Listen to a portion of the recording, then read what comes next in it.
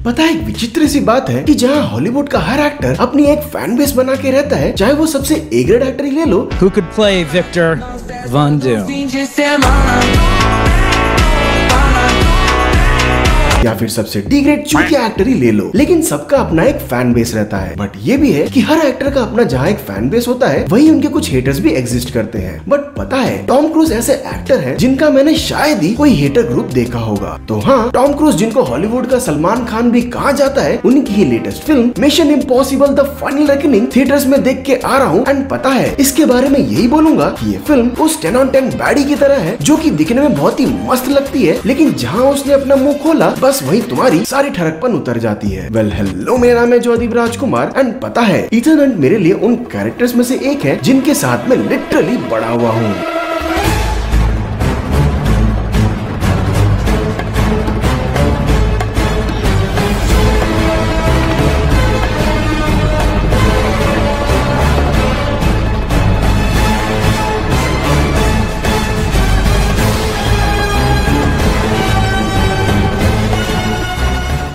अब देखो, जहाँ टॉम क्रूज, जिनको लास्ट ऑफ स्टार्स कहना गलत नहीं होगा, क्योंकि बंदा ट्रू एंटरटेनर तो है, अपने फिल्म्स को लेके बंदा सच में पैशनेट है। लिटरली अपने टॉम भैया 1996 से बस दौड़ ही रहे हैं। पर जहाँ मिशन इम्पॉसिबल सीरीज पिछले 29 सालों में हमारा बस चूतिया ही काट रही है, खत्म होने का नाम ही नहीं ले रही थी, लेकिन किंतु परंतु इस फ्रेंचाइज की फिल्मों से एक्चुअली में कुछ खास शिकायतें नहीं रही है। इस फ्रेंचाइज की सब फिल्मों ने हमेशा ही अपने पिछले फिल्म से एक्शन के मामले में अपने आप को एक लेवल ऊपर रखने की कोशिश की है। जहाँ mission Impossible the Final reckoning एक तरह से एवेंजर्स एंड गेम की तरह है, जो कि हाँ, इथन हंट के पिछले 29 सालों की जर्नी को एक ट्रिब्यूट देती है। फिल्म की स्टार्टिंग वहीं से होती है जहाँ से डेड रेकनिंग खत्म हुई थी। इथन ने क्रूसीफॉर्म की को कंप्लीट कर लिया था और अब रशियंस का डूबा हुआ सबमरीन सेवेस्तोपोल को ढूंढ रहा है, जिसमें द एंटिटी का सोर्स कोड है, जिसको द एंटिटी ने खुद ही डुबो दिया था पिछले पार्ट में। अब यहाँ पे मिशन ये होता है कि इथन को एंटिटी का सोर्स कोड यानी द रैबिट्स फूड रिट्रीव करना होता है एंड लूथर का बनाया हुआ एक मैलवेयर द पॉइजन पिल को एंटिटी का सोर्स कोड में अपलोड कर देना है, ताकि उसको एक फिजिकल ड्राइव में ट्रैप कर सके, इससे कि पहले वो वर्ल्ड के ऊपर न्यूक्लियर मिसाइल्स छोड़ के वर्ल्ड वॉर 3 स्टार्ट कर दे। सो अब यहाँ पे इथन हंट के पास 72 घंटों से भी कम टाइम होता है उस सबमरीन को ढूंढ के वो सोर्स कोड हासिल करने के लिए, जहाँ पे गैब्रियल बीच में ही आके लूथर को मार के उससे पॉइजन पिल चुरा के भाग जाता है। सो बस यहाँ से शुरू होता है रेस अगेंस्ट टाइम, जिसमें कैसे इथन हंट द एंटिटी को रोकता है। ये थियोरेटिकल एक्सपीरियंस आपको कम से कम आईमैक्स में ही देखना चाहिए। देखो, जहाँ मैं मानता हूँ कि मिशन इम्पॉसिबल फ्रेंचाइज से मेरा एक लव एंड हेट वाला रिलेशनशिप रहा है, बिकॉज जहाँ इसके ब्रेड टेकिंग एक्शन सीन हर फिल्म के साथ लेवल में ऊपर जाते रहते हैं, इसके नैरेटिव से हमेशा मुझे शिकायत रहती है। मिशन इम्पॉसिबल फाइनल रेकनिंग भी उसी लाइन में आती है, जहाँ अगर मुझे कंपेयर करना हो तो मैं इसके फर्स्ट पार्ट डेड रेकनिंग को मैं इससे बेटर बोलूंगा इन टर्म्स ऑफ एवरीथिंग। उसका नैरेटिव एंड उसके एक्शन सीन्स थोड़े टाइट पेसिंग के साथ थे, जो कि बार बहुत ही हाई सेट किया हुआ था, लेकिन ये मूवी उस लेवल पे नहीं जा पाती है। जहाँ मूवी अपने 2 घंटे 45 मिनट के रन टाइम में अपने एक्सपोजिशन और अपने पिछले पार्ट्स को कनेक्ट करने में इतना टाइम लगाती है कि फर्स्ट हाफ में तो सिर्फ बातें ही चलती है, जो कि रिपीटेटिव तो नहीं है, लेकिन हाँ, एग्जॉस्टिंग जरूर हो जाता है। स्टोरी में भी आपको कई सारे प्लॉट होल्स दिख जाते हैं। एंड डिड यू नो कि एक न्यूज आर्टिकल के अकॉर्डिंग इस फिल्म की स्टंट्स की शूटिंग ऑलरेडी स्टार्ट हो चुकी थी, लेकिन इसका स्टोरी तब तक लिखा ही नहीं गया था। तो हाँ, इन्होंने पहले एक्शन की शूटिंग किया, फिर बीच बीच में थोड़ी बहुत स्टोरी डाल दी। अब देखो, मैं ये नहीं बोल रहा हूँ कि मूवी एकदम ही बेकार है। हाँ, मुझे इसके नैरेटिव को लेकर शिकायत जरूर है, लेकिन मूवी डेफिनेटली एक प्रॉपर एक्शन स्पेक्टिकल तो है। मूवी का एक्शन लार्जर देन लाइफ तरीके से दिखाया गया है, स्पेशली वो अंडर वाटर में जब इथन हंट सेवेस्तोपोल सबमरीन में द एंटिटी के सोर्स कोड को रिट्रीव करने जाता है। वहाँ पे कोई डायलॉग्स नहीं, सिर्फ टॉम क्रूज पे फोकस किया जाता है एंड कुछ